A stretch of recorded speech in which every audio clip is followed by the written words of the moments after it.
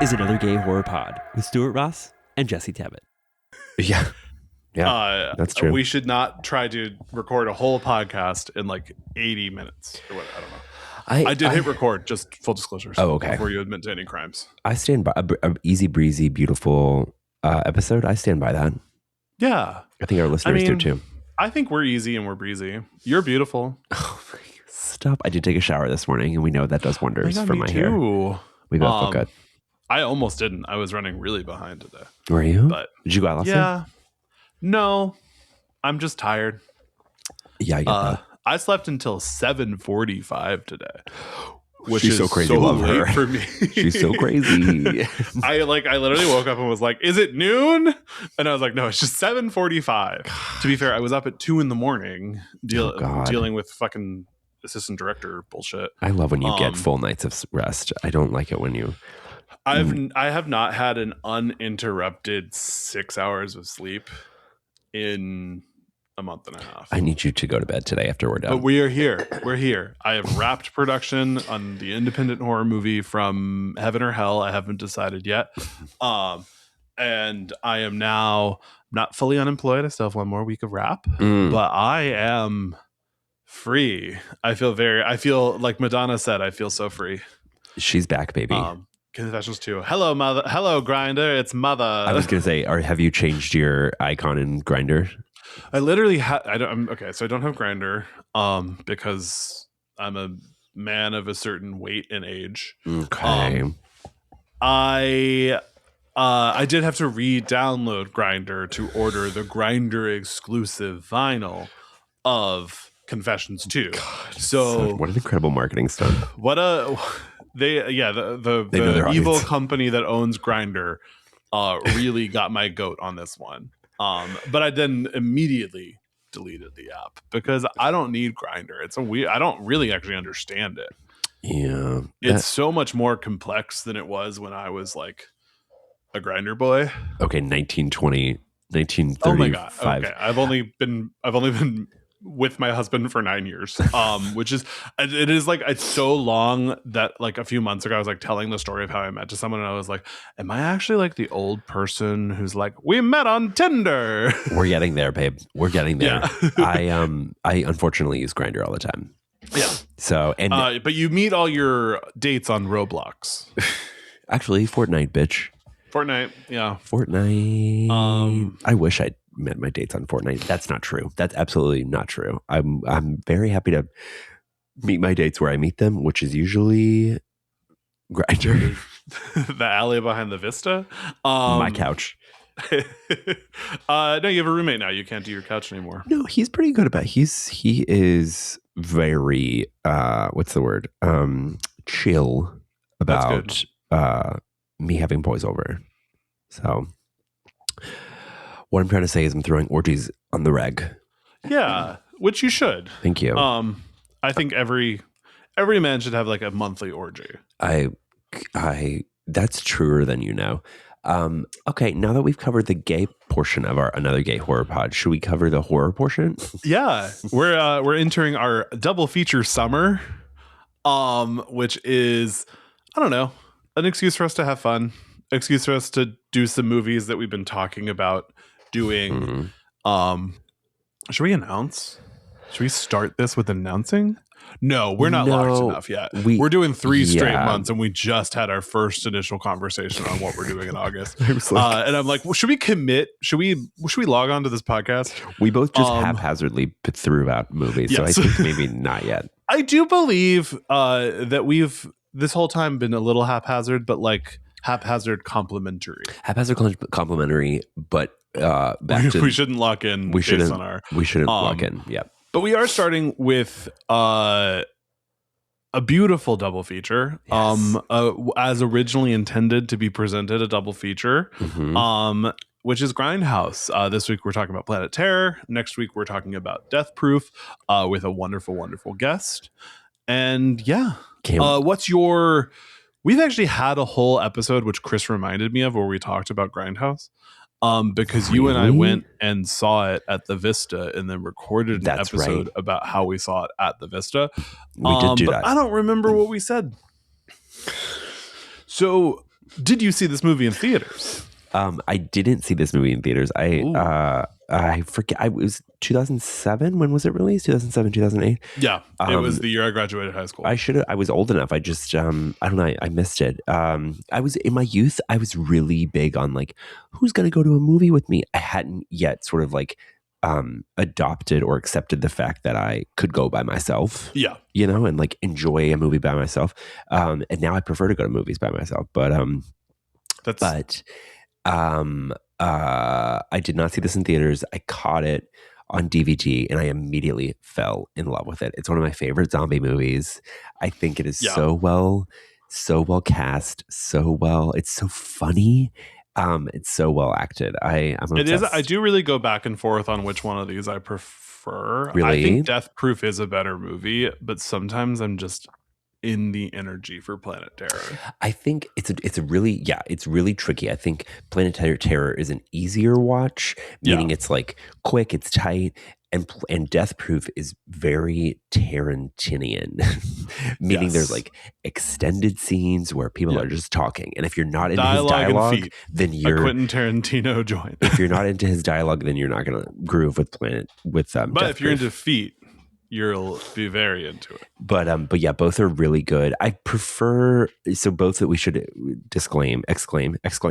Both of these films have unrated extended cuts. Yes. So I watched them this time, despite the fact that my Grindhouse Blu-ray set is presented. I watched them on Peacock, so I saw like what was a very extended cut of both of these movies. Yes, actually, Planet Terror, I don't think it was that much longer. I was going to say, Death Proof is like 40 minutes longer. Death Proof is I don't think it's 40 minutes. It's 30 minutes longer. It's definitely the most notable like uncut scene, ironically, doesn't really have any dialogue. It's a lap dance, which is actually amazing. But yeah, I love Planet Terror so much. Some amazing stunt casting in this movie. Robert Rodriguez hasn't made a movie of this caliber since, in my opinion. Honestly, almost before. My kids. No, I love Desperado. I love Alita Battle Angel. Gotta say, you do love Alita. You're a Battle Angel boy. I wish God, I literally signed a petition asking for a sequel. That's how much I love it. But well, see, that's how they got you to sign the petition, the door-to-door petition to ban gay marriage. They said it was an Alita Battle Angel sequel petition, and you just signed it automatically. And they're like, okay, we're going to ban gay marriage. I'm really bad about reading the fine print. Yeah. I'm like, sure. Yeah. I saw this movie in theaters. Okay. Not to brag, but I was like very dialed in on this movie because I was a big Rose McGowan head. Yes, this is honestly hot take, her best movie.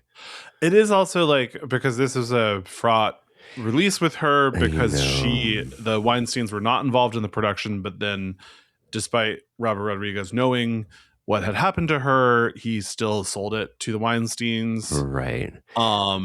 And this sort of is her last major motion picture. Yeah. And watching this movie, it does make me sad because this should have launched her out of Charmed into being a major motion picture actress. And she was supposed to do Red Sonja, and she was supposed to do all these things after this. That's and right. None of it ever really congealed. And that's right. It is sort of like, so, I mean, some movies exist as a shrine to what could have been. Right.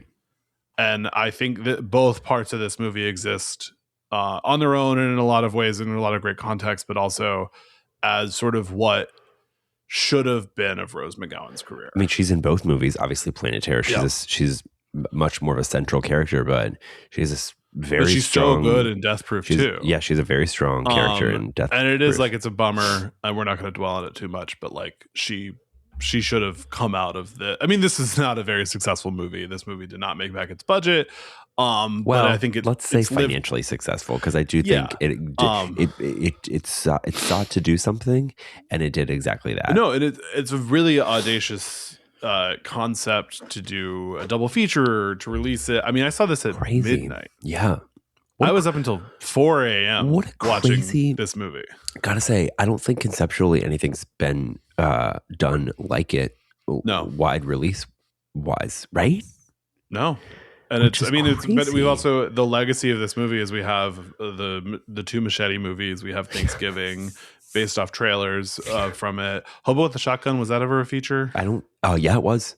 Yeah. I love Hobo with never the saw Shotgun. it. It's really good. It's really fucking good. It's on Tubi. And like you do I kind of wish this had been successful and we could have gotten more Grindhouse movies. That's actually a really good point. This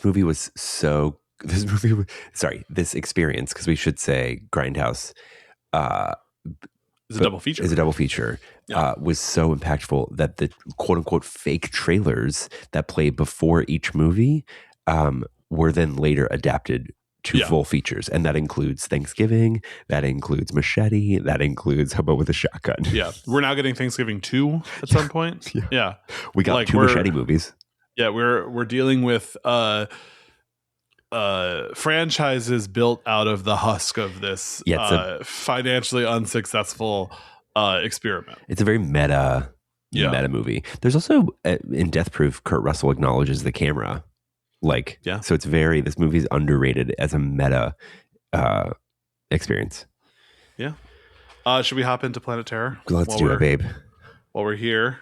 The cast of this movie is crazy. As we mentioned, Rose McGowan as Cherry Darling, Freddie Rodriguez, Josh Brolin, Marley Shelton, my icon. Yep.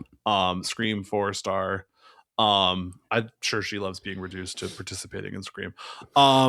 Seriously. Bruce Willis, Naveen Andrews, Michael Biehn. Yes. It is. We have a Tom Savini cameo as one of the sheriff's deputies. So good. So funny. There's so many like throwaway characterizations. Throwaway is not the right word, but there's so many like small characterizations that go so that go a huge like way toward making giving the movie personality. Everyone in this movie is doing the right performance. Correct. Which doesn't happen that often, especially with a movie that is this tone. A genre movie. A genre movie that is both disgusting and funny. It's guys, like this love it. You have a tricky relationship with horror comedy. I do. This is in some ways the best tone control of a horror comedy I've seen. Yes. I think because I mean it is wholly like just knows what it is. It was released as part of a package that was intended to like convey a grimy experience that's no longer like around. No. It's just top to bottom like amazing. I love it. Can I say something about both of these movies though? Please, go ahead. I think they could have toned down the digitized imperfections a little bit. Okay, give me an example. Like the grimy, like the film, maybe like how it looks like old film. Yeah. I think it's a little over the top sometimes. My 17-year-old brain like kind of didn't care because I also I understand what you're saying, but I also think the editing, the way it sort of like leans on that at times is really clever. I think when it's an editing joke, I like it, but when it's just in the scene sort of imperfections, I think sometimes I find it a little annoying. You know what's kind of fun, because going back to what you were saying at the top, you and I saw this at the Vista, which is a theater that only plays film. And this movie is digitized to look like digitized damaged film. It must be hard as a projectionist to play this movie because if the film actually breaks, you're not gonna know. You're not gonna know until it's too late. Because it's just, unless you know for a fact all the different broken. Yeah, exactly. We start with the Machete trailer. Yes. Which is great, iconic. I'm gonna say Danny Trejo's hot. Yeah. And that's literally my only note for the Machete trailer. It's just like Danny Trejo hot. I can get on board with that. There's literally a scene with him in the trailer having sex with 2 women under a waterfall. So, and honestly, wish I was there. I was gonna say you wish you could. Yeah. I probably could. You probably could. Yeah. Danny Trejo. We do get the biggest jump scare of the movie, which is brought to you by your friends at the Weinstein Company at the end of the Machete trailer. How unfortunate. Yeah. But then we get Rose McGowan go-go dancing. Yes. She's so good. Her physicality in this movie is so good. Yes. Like, just even from start, before she loses the leg, just the way she's dancing, the way she walks. I love the way Rose McGowan like flips people off, because she's never fully. She's very good. One finger out. Yeah. She's always holding. It's like she's like tentative. Oh, I thought you were trying to say like she's sort of indicating that she eventually loses her leg, right? No, I think it's just like I think it's a character choice of like with the way she swears in this movie and the way she like flips people off. It's always like a little bit like soft. But let's maybe throw that out there. Maybe it was a choice for her to do one finger up and then one finger half up to foreshadow that she would lose her leg. Yeah. I love that. Rose McGowan. Once again, I think this is her best movie, one of her best, if not her best. I think it's just really unfortunate, going back to what you were saying, that this is a Weinstein production. Yeah. Because I know she's gone on record by saying she didn't, that whole experience with this movie wasn't great. Yeah. But separating the art from the artist, well, this isn't the case where I need to do that, but taking this movie for what it is, she's great. Oh yeah. 100%. She quits her go-go dancing job. She's crying. And then she leaves into the night, and in the night we meet Naveen Andrews, Dr. Abby. Oh yeah, I was getting ahead of myself. A ball collecting mad scientist. Has he been in anything since this? He was on Once Upon a Time, the spinoff. He played Jafar. Oh, interesting. He's such a good actor. He is. He also dated Barbara Hershey. I think I bring it up every time we talk about either of them, but I didn't know that. For a long time. It's random. But so we sort of go to like this evil military installation. There's some sort of double crossing exchange happening between Bruce Willis's Lieutenant Muldoon and Dr. Abby, played by Naveen Andrews, which results in Naveen Andrews shooting metal canisters and releasing a gas into the wild. And also at this point, do we get that balls, as in testicles, are a factor in the plot? Yeah. So he's been betrayed, and he says, "I need your balls," and then the guy goes, "Well, I'm rather attached to them." He being Naveen Andrews. Naveen Andrews. Okay. Yeah. So he has like this big canister of some sort of liquid with balls in it. Yes. Yeah. It's kind of reminiscent of if you've seen Prince of Darkness, it's reminiscent of the devil. Does he collect balls? I haven't seen. No, but the canister is like this gooey green substance, which it's glowing. It's like very this. Or this is very that, I should say. Yeah. I mean, it is what it is. Time is a flat circle. Time is a construct. Said it before. I'll say it again. And you will say it I will say it again. So we get Fergie.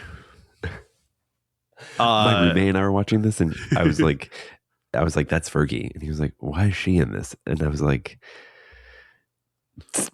"Stunt casting." And then we had a brief conversation about like if has she been in anything else in cinema? Okay, so she has been in the movie 9.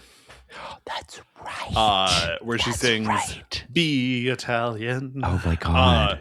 Great movie. And she's actually one of the better parts of that movie. Came out around this time. Yeah. I think it came out in 2009. Okay. She's great in this. I think she should be in more things. Yeah. Fergie, she has such a good, like, what? I said, Fergie, if you're listening, we champion your acting abilities. Do more acting. We don't need any more MILF money. Speak for yourself. But acting. Have I ever told you about the time? Oh God. One time I was moving, and my cell phone lost connection to towers while I was moving. So I was driving around the valley. I had rented a van. I had to pick up like a sofa. I had to pick up a fridge. I had to do all this shit in one day. I didn't have time to go to the Verizon store to figure out why my cell phone wasn't connected to towers. So all day I had to listen to the only song I had downloaded on my phone on repeat. And it was Milk Money. Which was Fergie's Milk Money. MILF Money. MILF Money, excuse me. So I actually that song is in my bones because I listened to it a couple hundred times while driving around the San Fernando Valley trying to navigate without maps. No one has listened to MILF Money more than you. No. Wow. I can say that confidently. And it's so and I've never listened to it again, except for when Inti plays it at some sort of Christmas party. He has it on a lot of his playlists. MILF Money pops up. I mean, also the video is really iconic. Wild. Yeah. Milk. A lot of milk. But Fergie's character's car is overheating. Yep. She pulls up to JT's barbecue shop. He at first thinks it's going to explode, so he tells her to move away from the gas pumps, but he brings her out water to get her back on the road to her final destination. The actor who plays JT is so fucking good. So funny. And I just can't stress enough how many like quippy lines in this movie that totally work. Like he's like talking about how gross the water is and he's how like, he bottled himself. Spring water, and she's like, oh, nice. And he's like, no, it's not nice. I get it from the dam over there. Bottled it myself. He is in particular very good, and he's really obsessed with perfecting his main character trait is that he's really obsessed with perfecting his barbecue sauce. Yeah, which is like all you need to do in an ensemble like this is to give every character one thing that makes them weird. Yes. And this is Jeff Fahey, who is in your favorite movie, Alita Battle Angel. Alita Battle Angel. He's also in Machete. He's the villain in Machete who he was featured prominently in the trailer. Because he has longer hair or something. He's a little more. Yeah, he's wearing a hat in this movie in Planet Terror. He also plays the role of Dwayne Duke in Psycho 3. Oh, so I actually haven't seen Psycho 3 yet. So I haven't either. I don't think. Psycho 2, yes. But anyway, this is not a Psycho 3 episode. Not yet. True. No.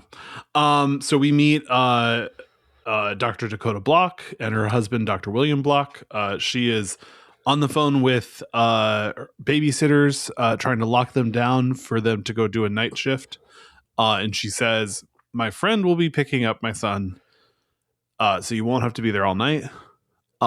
We later find out the friend was Fergie. No, it was her sister. She's like, my sister's coming to pick me up. Yeah. I think crazy? They're implied to be girlfriends. Really? I don't think so. Yes. I hope so. I hope that is the case. I'm pretty sure. That's great. Wait. That's great. I hope that's the case. Now I need to look this up because maybe I've been not understanding it. I don't even know how you're about to look this up. Yeah. At the hospital is Tammy, the former lover of Dakota. Who's Tammy? Tammy is Fergie. The former lover of Dakota. But I think she does. What? I'm not sure about that. Who told you that? Google AI? Wikipedia. Also, the way I've understood this whole movie every single time I've ever seen it. Why would he be? No, because later he's like, they find the body of Tammy and he recognizes her. And he's like, I thought you broke that off ages ago. Oh, okay. Interesting. I'm sometimes a little worried about your comprehension of movies. Okay. That's just a little. That was straight up rude. I think that it's her sister. And here's what I think. She does at some point say something about her sister coming. So I think maybe she says friend. I don't know about that. Anyway, let's move on because let's move on. No, we've gone down so many rabbit holes. This is not a hill I want to die on. Anyway, she and Fergie are connected, but we don't get that reveal yet, which I think is really clever. And this movie does a lot of that, where it's like Magnolia-esque. Stuart, I can tell you're looking it up. Let's move on. No, but I've already looked it up, and you didn't accept it the first time. Who cares? I care because I'm right and you're wrong. She says friend. She doesn't say sister. This is a surprisingly queer horror movie, and you're trying to erase queer women from the text of Planet Terror. Do not position me in that way. You're positioning yourself. Shut up. Anyway, I love you. I love the queer women in this movie, including Tammy and Dr. Dakota Block. Listeners, Stuart's trying to say I'm homophobic, and that's just simply not the case. I'm not saying you're homophobic. I am saying you don't understand Dr. Dakota Block. That's not true. Let's move on. I'm not willing to die on this hill. Anyway, Dr. Block and her husband have a very fraught, that's an understatement, relationship. He is incredibly abusive, and gotta say, I think this is one of my favorite Josh Brolin performances. I think he plays he's great. Such a good villain. And he's straight up like about to kill his wife in the hospital. It's crazy. With her own needles. Right. Oh yeah, we should say that her main character trait is But okay, wait. I'm sorry. What? Why do you think he's trying to kill her? He has her. No. Why at this moment in the movie is he trying to kill her? He has her because she's like I know cheating. how. He's cheating on her. He's cheating on him. She's cheating on him with Fergie. Right. And so he's so upset with her that he's like, that he has her, like, he has her, her needles. And he's like, her friends, as she calls them. Yeah. And he's like, you'll never, what does he say? He says something like, you'll never see me again or something, which is what she says. Yeah. So, back a little bit, we have, someone comes in with a recent bite on his arm. Yes. That Dr. Block is like, this looks like it's 2 weeks old. And it's spreading. It's spreading really rapidly. They're going to have to cut the arm off. His tongue is all gross and pussy and lesion filled. Yes. And he got bitten by something or someone in the night after the gas was released into the air around wherever we are. Yes, correct. And so she comes in, she's the hospital's anesthesiologist. She uses her 3 different shots to put him asleep. Oh, it's so good. And then they go to cut his arm off. You know who didn't get enough praise for this movie? Until now, until this very moment. Until right now. Marnie. Who? Marnie? Not Marnie. Fucking Marley? Marley. Marley Shelton? Marley Shelton. She's so good in this. And you'll never see me again. What a perfect. She is really good. I actually, she's great. When we get her in Death Proof as well next week. Yes, briefly, that's right. But we get her in Death Proof because I think originally these were supposed to be in opposite order. Yes. And then I think Planet Terror is a little bit more of a crowd pleaser. And then Death Proof is the end of Death Proof is so good. It's a great way to end the whole thing. Yeah, we get her in Death Proof, but she's got a considerably worse clip-on bang, which I really can't. I'm really unfortunate. I can't believe Tarantino did that. I think you should get a clip-on bang. We actually did miss an opportunity last week with our Scream 3 episode to both have clip-on bangs the whole time. Oh my God. Should we go back and re-record the whole episode? Oh, we had a guest. Katie? Yeah, I was going to say, message Katie. Katie, come back. Katie, we're recording We have to re-record again? a whole episode because bangs. I feel like Katie would low-key be into that. I think she'd like a bang. Okay, so we get Tom Savini as a cop. Yes. Oh, wait, no. So now we see Fergie. Her car is broken down on the side of the road. Yes. She's on her way to meet her former lover, Dr. Dakota Block. They're going to run away together with Dakota's child, which is what makes Dr. William mad. Why he later tries to kill Dakota. Oh, yeah. And he does say, like, you're cheating on me. Yeah. Does at some point she say sister, though? I feel like she does say sister. She says friend. Okay, interesting. But like a loaded friend. Okay. She's like, my friend is coming to pick her up later. Okay. But I mean, if you've seen Rent, Maureen and what's her name say that they're sisters to get to get people to stop being homophobic. They're sisters in the emotional sense. Yeah. What'd you say? I said biblical sense. Biblical sense, emotional sense. They're connected. They're sisters in the experience of being queer women. Yes. Okay, let's say that. Okay, now that we're on the same page, I do like how I didn't go aggressively, but I did get you right on my page. You were tipping into aggression. I was very aggressive, and then I said, Stuart, you've told yourself you're not going to touch your face or bully Jesse anymore, and you've touched your face 100 times this episode, so you can't bully Jesse. Wait, is touching your face? What does that I just mean? think it looks stupid on video. Really? I like sit like this. I've never clocked that before. I'm always touching my face. Someone did tell me one time that touching your face is not really good. Bad. Yeah, they're like, well, it's bad for health purposes, but it's not. It indicates like I don't know. Like you just shouldn't do it. I think it makes you look weak. Yeah, I was gonna say insecurity, but I didn't want to like throw you out there. But it's like, but also my beard is itchy today. I'm not sure. What do you put oil in it usually? Do you I forgot to lotion this morning, so. Babe. She's an itchy girl. I was showering minutes before we hopped on this podcast because again, I slept until 7:45 this morning. I barely had time to walk for an hour and grab a bagel. I was gonna say we recorded at 10, so you had 2.5 hours. How am I supposed to get my life together with only 2.5 hours? Yeah, that's Chris true. has already been to Costco and back today. We move fast. What time did Chris get up? I don't know. We weren't sleeping in the same bed because I had to work in the middle of the night last night. I see.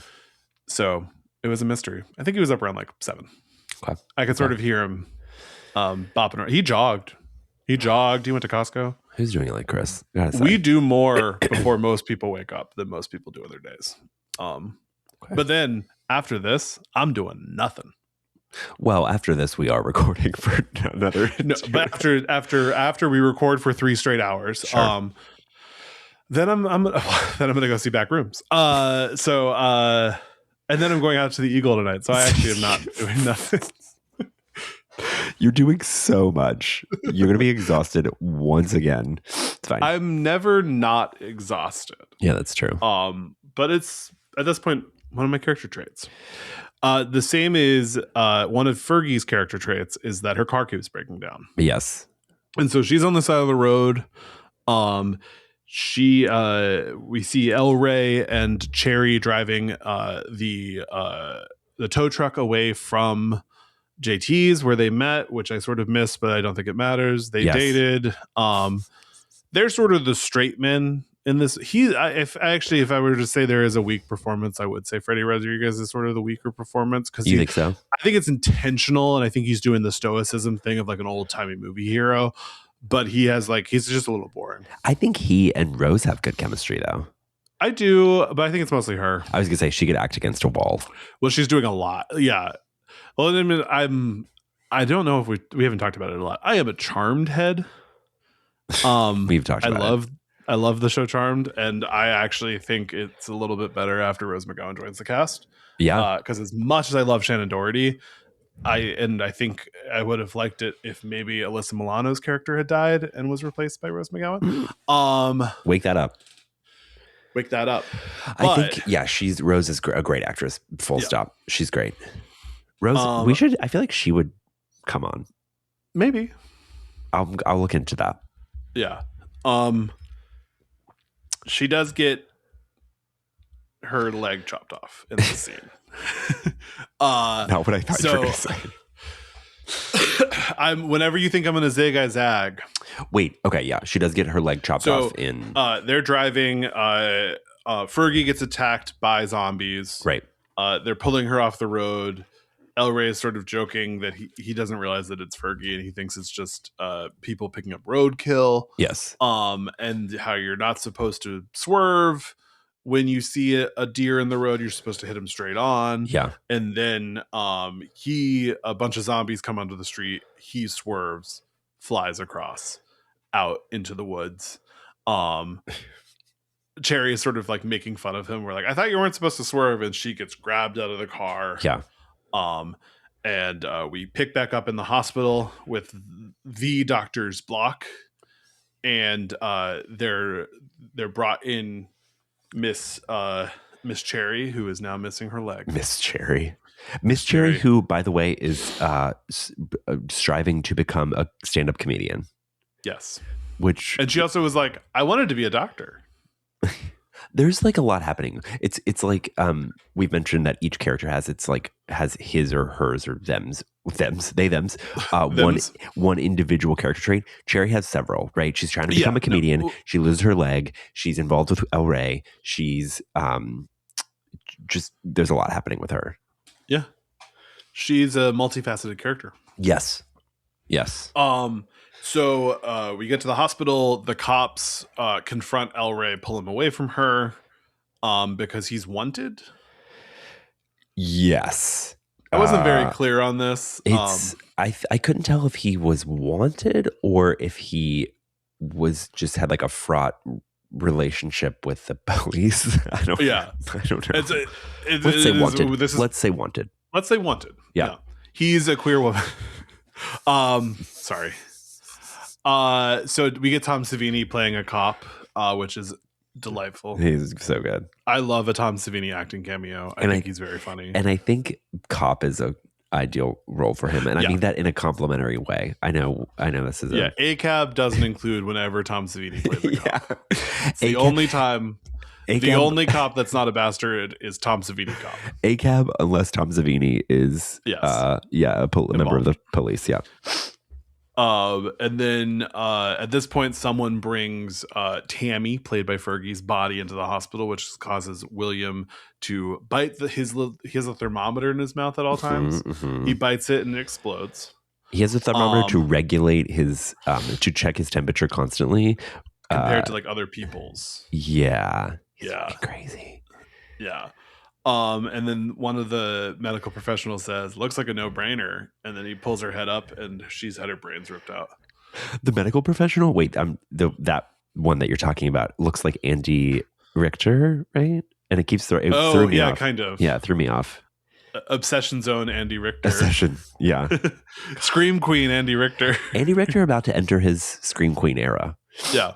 It's time. I'm ready for it. We've all been rooting for it. Backrooms 2? Still in the back rooms. Oh my god, Backrooms 3 and the S at the end of rooms is a 3. Backroom 3. Backroom. I'm excited for you to see it. We don't have to we'll get into that in a bit. No. Pause. Excuse me. So Dakota used to date Fergie's Tammy. And you really have to hit this home.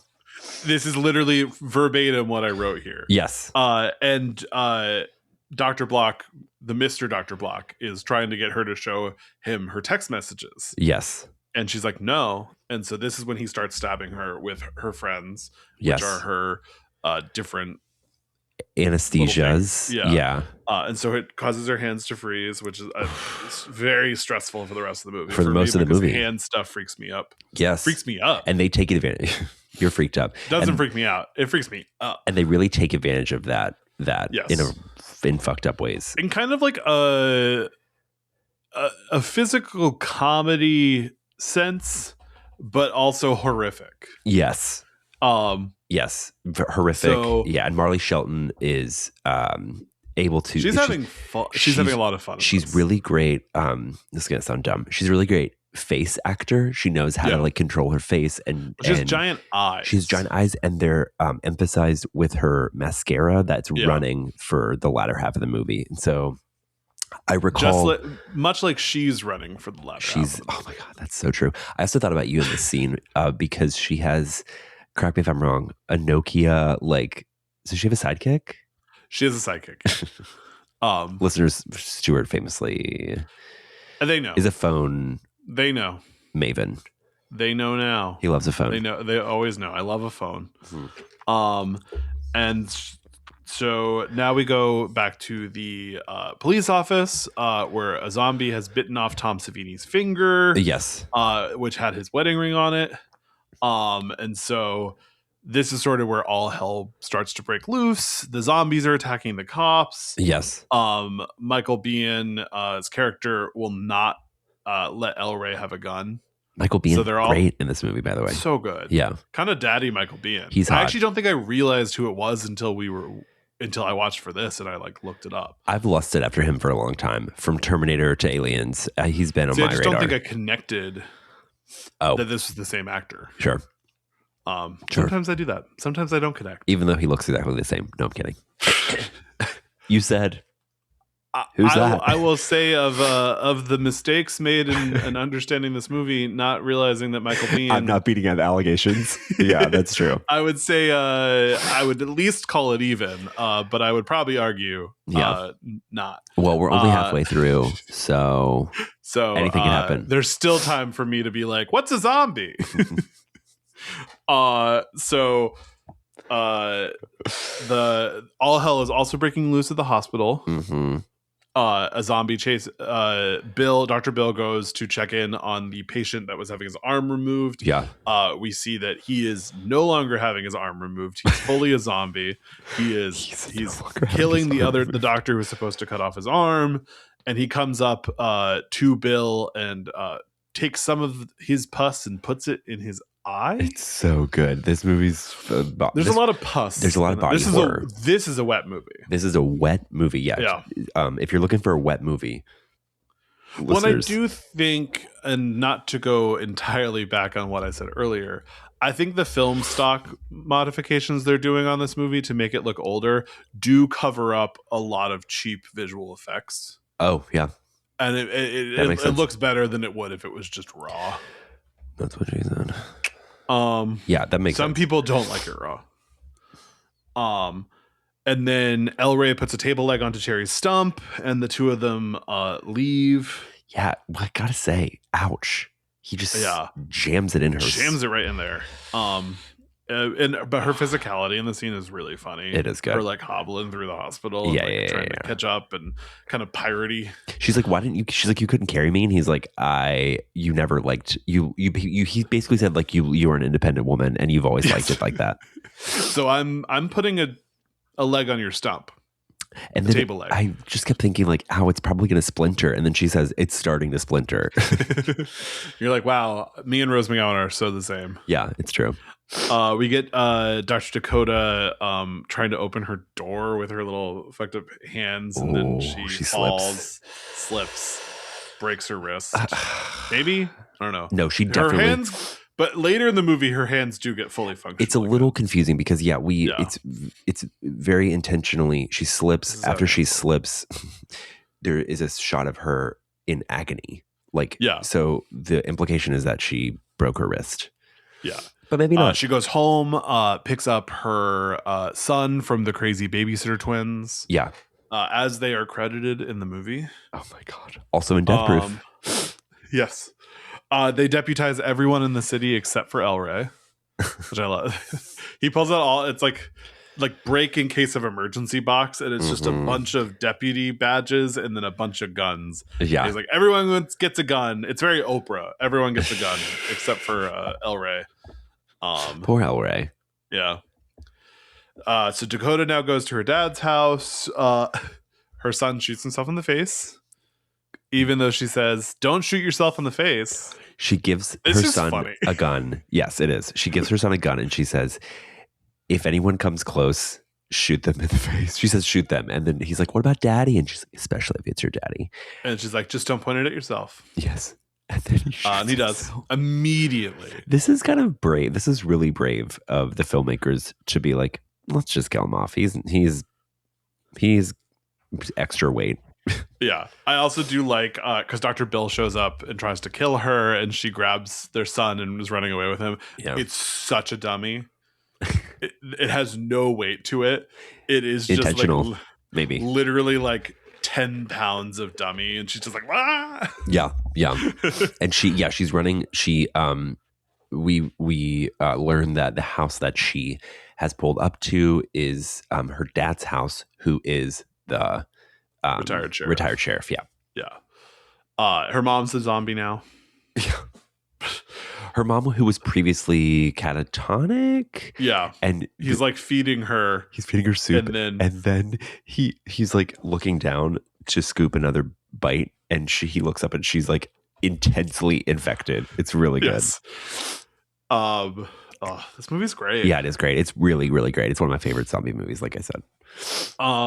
We now get Cherry and El Rey's sex scene, which is where the film stock breaks completely before it gets too provocative. Yeah, up until this point, Cherry and El Rey are kind of like butting heads, and then she's wearing his jacket, and he says, "Look in the pocket," and there's a ring, and he was like, "I was going to propose to you," and then you walked away. You took my jacket, and she never looked in that pocket. And then they have sex. Yeah. But then we get a missing reel, and we jump to the whole. Everyone is at the barbecue shop. Every single cast member is entering the barbecue shop, and it's all on fire. And then Michael Biehn is running in, and he's like, I knew I was going to get shot by one of these new deputies, but I didn't think it would be you. And Tom Savini had shot him. We also get a deputy getting all of their limbs ripped off, which is a really cool like practical effect. Yeah. It's really like very old school. Once again, 10 out of 10 body horror. Oh, 100%. Yeah. So good. They all leave. We get everyone on a car and the tow truck and a motorcycle. Yeah. And they're cornered on a bridge, and behind all the zombies, the military opens fire. Yes.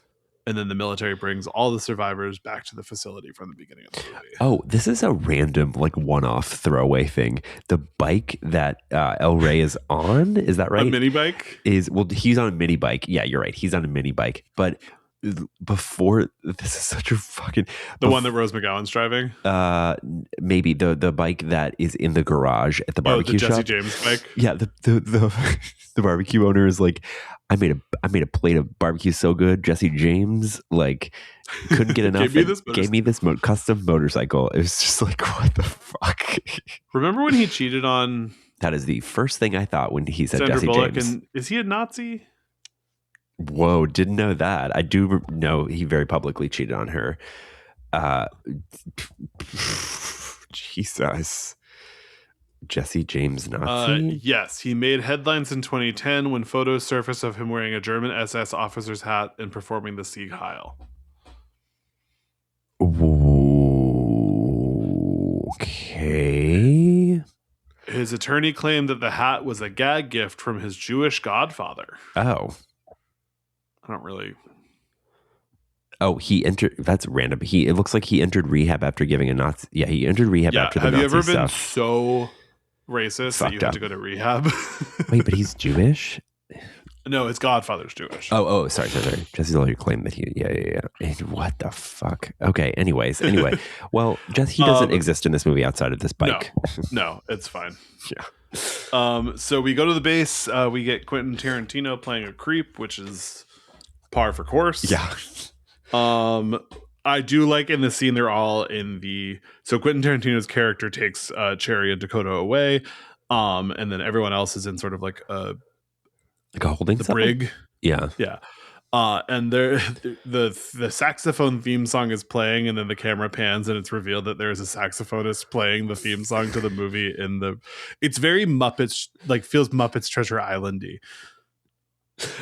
Imagine this double feature, Planet Terror and Muppets Treasure Island. I would love Muppet Treasure Island is one of my favorite movies. It's very good. I haven't seen it in so long. Oh my god.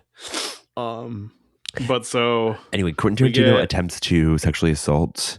He does. Rose McGowan, and we see he's infected.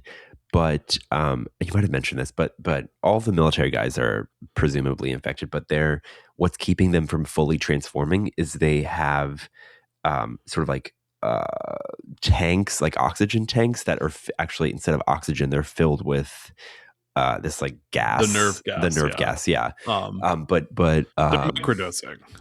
That's very true. Anyway, so we see Quentin Tarantino sort of go to assault Rose, and he pulls his pants down, and his balls are like melting off, and he's like, well,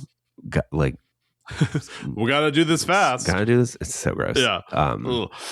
We find out that Bruce Willis's character killed Osama bin Laden, which this is actually before Osama bin Laden was dead. And then Marty Shelton gets her powers back and shoots Quentin Tarantino before he can assault Rose McGowan. And she also explains, this is the scene where they're sitting alone, Dakota and Cherry, and Dakota explains her useless talent theory, which is there's a moment in everyone's life where all your useless, because over the whole movie, Cherry is sort of being like, useless talent number 45. Yes. Useless talent. And then this is where she's sort of able to take all of her useless talents and put them together because El Rey gives her a gun leg. That snaps on in, babe. Iconic. How do you think she shoots this gun? I don't question it. I think I don't know. I've actually literally never thought of it. Incredibly, of all the things I've thought very, very intently, I've never once been like, how does she shoot leg? It's both very important and not important at all to the context of the plot. And that's like, honestly, most things in this movie are very important and not important at all. Yeah. Yep. And most movies, honestly. You haven't seen Backrooms yet. Not yet. Although when this comes out in 3 weeks, I will have seen it. So you're right. I should shut up. You lose track of time. It's okay. It's okay. Time is a construct. Time and comprehension. Yes. Oh God. So gun leg. He drives out the motorcycle with her on the back, and she somehow, against all logic, shoots the gun. I think when he jams it on, the trigger attaches itself to a tendon in her leg, so that she can raise. No, this is your. She can raise it up, and it goes. Bzz. It does, yeah. I mean, if you're going to have to explain it, that's a good way of explaining it. It feels bionic almost. Yeah. It does feel like maybe a scientist should have been involved in the invention of this leg gun, but I appreciate that he invented it in 45 minutes. Yeah. Yeah, wait, sorry. He was like, I don't know what we're going to do about her leg. And he was like, gun. And he was right. And he was so right. And she is loving it, question mark. Yeah. So they're all shooting through the zombies. They're trying to get to helicopter. Yeah. JT and Michael Biehn, whose name I never took down, are sitting back talking about their love for barbecue. And they blow up the whole facility and die because they are both already dying. That's correct. Yeah. Oh my God. It's such a good scene. Cherry uses all of her useless skills at once to shoot people and blow shit up. Yes. That's what I wrote. The gun also has a grenade launcher, and she's standing and blows the grenade into the ground and uses it to fly. And she someone shoots a rocket launcher at her, and she does the back thing. This movie fucking rules. Perfect movie. No notes, despite the fact that I've had a few notes. I actually took notes too. How impressed are you? I'm very impressed, actually. I took 3 pages of notes, so we're not going to compete. My notes, unsurprisingly, are obtuse. Magnolia-esque. A quote. So the style of filmmaking is called hyperlink cinema. Quote: "I'm going to eat your brains and gain your knowledge." I think Marley's son says that. Yes. Yeah. Before he shoots himself in the face. Yes. Yeah. Exactly. But the Magnolia type of filmmaking is called hyperlink cinema, which is the seemingly disconnected stories that do or don't connect at some point. I wrote a whole paper about it in college. Thank you. So this is admission, and I think the statute of limitations is over. I wrote a whole paper about the Brendan Fraser, Sandra Bullock movie Crash. That I got an A on and was asked to present at the end of the year symposium. Okay. I have never seen the movie Crash. But your paper was about what? The movie Crash. But how did you pull it off? I read articles about it. I read the plot description online. I was talking about.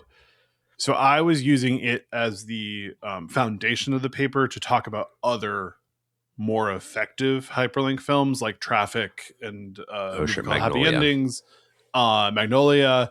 And so it was the framework for which I was discussing these other movies that I liked and actually had seen. Got it.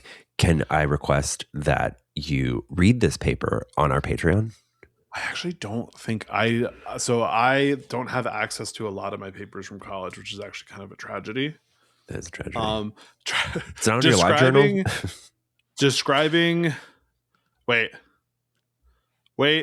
this is the impressive. hyperlink genre has been known for its representation of a racially, socioeconomically, and sexually diverse group of characters interacting. That diversity as represented in the genre establishes boundaries between these and other social groups. A prominent setting for these films is the city of Los Angeles, whose size and proximity to Mexico provide a diversity. I do have the paper. Not now. On the Patreon, please. But it is fun. I didn't actually think I had that paper, but that's great. I do. Wait a minute. That's crazy that you were like, I don't have it. And then in maybe 0.3 seconds, you were like, oh, wait, I do. You're very good at pulling up documents. This is a smaller draft. Okay. This is not the final draft. Whoa. Well, regardless, that was impressive. See, like towards the end of my college, Google Drive came out. Wow. So some of my papers are on Google Drive because I didn't have Word. You wrote that in, Microsoft Notes? I do. I've written half of a book in Google Docs. Yeah. I've written a couple issues of a comic in Google Docs. Google Docs is great. People Docs is great. Put some respect on Google Docs' name. That's where I'm reading my notes from. That's where I write all my notes. And Google Docs has been a sponsor of this podcast. I'm trying to think of a good segue into back to Planet Terror. El Rey gets shot, and as he dies, he tells her that he never misses and puts his hand on her belly, implying that not only does his bullets never miss, his cum never misses. He shoots a lot of loads. Yeah, is what we get. Loads of loads. We get Dr. Will back for a brief second before Dakota's dad shoots him dead. Yes. They all fly away to Mexico, and happy ending. Happy ending. This is a great ending. I also love Marley Shelton's outfit in the finale. It's very Lords of Arabia. Yeah. So we get, it's sort of like it's like a caravan of people on horses, and they're going to the sea in Mexico to get their backs to the ocean. They're attacked by one last zombie. Yeah. But Cherry is able to shoot it with her leg gun. She has a souped up leg gun, by the way. Souped up leg gun. It's a Gatling gun. She also has a child. She also has a baby strapped to her back. And that's motherhood. And that is motherhood. I love this movie. Yeah, I really great. do. This movie is so fun. It is because I've seen Death Proof more. Just because Death Proof is like top tier movie. But this movie, I always am like, whenever I watch it, I'm having fun. It's pretty crazy that I mean, once again, when this released, they were released together. Both movies are really strong and are super like different, right? Yeah. Like this feels like it's tonally a little sillier than Death Proof, even though Death Proof is it's a miracle that they're both good and different and complement each other. Is not a parody, right? Death Proof is a funny car movie. A funny car slasher movie. Meta Whereas textual. this is a zombie parody. Yeah. Yeah. And I think the tones both work, and then they both work together really well. Yeah. It's a parody, but it's also like nuanced. Like I bought like the turmoil of like Rose McGowan's character and like her relationship with El Rey. Well, because they're all in the right movie. Yes, that's like true. It is. Yeah. There's so many times where movies like this, someone isn't landing the tone, and even like I said, Freddy Rodriguez is maybe the weakest link of this movie. He's in the correct movie. Yeah, like it's not like he's playing the character he's supposed to be playing. He's playing it correctly. And it's just tone control is really hard to do in movies like this. Yeah. What a miracle! And he handles, and I think Robert Rodriguez has really good tone control. What a miracle that everyone is in the same movie. Yeah, sometimes they're imagine not. if that happened more regularly, where we would be as a people. It never happens anymore because nobody's ever even in the same room. Wake that up. Yeah, we're watching Avengers movies where whole scenes will have been shot months apart with actors never setting foot in the same set. No. And we're like, why does this feel weird? And it's like Scarlett Johansson's never met Captain Marvel. I don't know if that's true, but you know what? For all we know, it could be true. It could be true. By the way, where the fuck is the promo for the new Avengers movie? Bitch, that's we had 4 trailers in December. I know, but like I feel like June looks like that movie is ready to go. Well, because I don't think they've finished filming the Avengers movie. Yeah, I think in interviews everyone said that they know they've shot the first 2/3, but yikes. I think they have to figure out what the next Avengers movie is going to be before they can finish this Avengers movie. Yikes! Well, this isn't another gay Marvel podcast. This is another gay horror podcast. So I'm sorry for taking us down that brief tangent. And this has been week 1 of Double Feature Summer. Yes. Next week we will be back for the continuation of our first double feature with Death Proof with a very special guest. Thanks so much for joining us. We love you guys. See you soon. And bye. Bye, guys.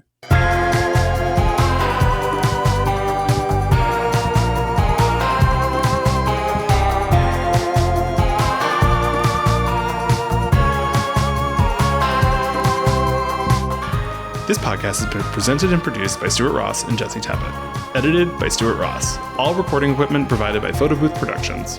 To support our podcast, join us at patreon.com/anothergayhorrorpod.